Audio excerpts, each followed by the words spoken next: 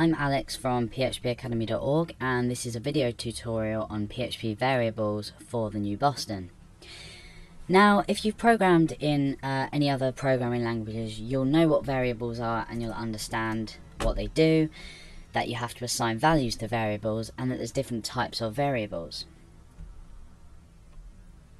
Now, in this video I'm going to be showing you how to create variables by assigning values to our standard structure that we use for variables, and then how to echo them out to the browser.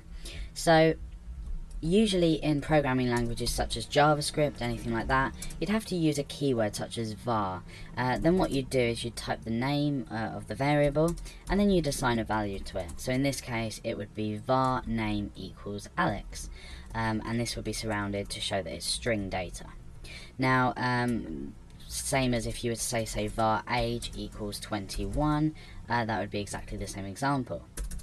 However, in PHP we don't really need to use any keywords to define anything. All we really need to do is use our $sign notation. All variables start with a $sign. They can either start with an underscore or a character, an alphanumeric character, so it can be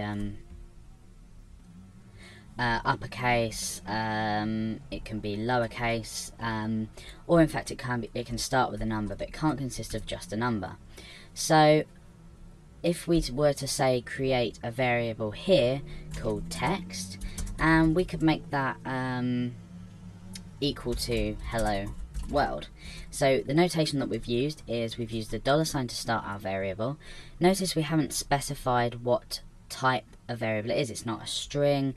Usually you might have to use a string keyword. We've just used $sign text equals, so we're assigning a value to this variable here, and the value that we've assigned is some string data, and that is hello world inside there. Now we could say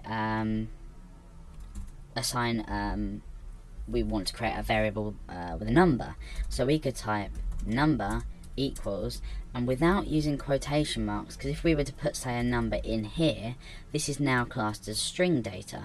So if we take it out, you can see that my text editor has turned it red, and we're just dealing with a numeric value, an integer value.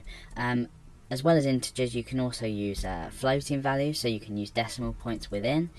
So we could have 100.5 for example, but for now I'm just going to work with integers. We also have things like Boolean values, which is equal to true, false, and as equal to this, a Boolean for true would be the same as 1. It just means that something's true, so we can use that later on when we work with if statements and things like that. So we've got our variables, but how are we going to output them? Now there's one easy way to output variables, and that's just to put an echo straight in the middle. So what, or at the start, sorry. So what we're doing, let's just add a full stop in here. What we're doing is we're echoing out essentially the assignment of the text to the variable, and here we're echoing out the assignment of this integer to this variable.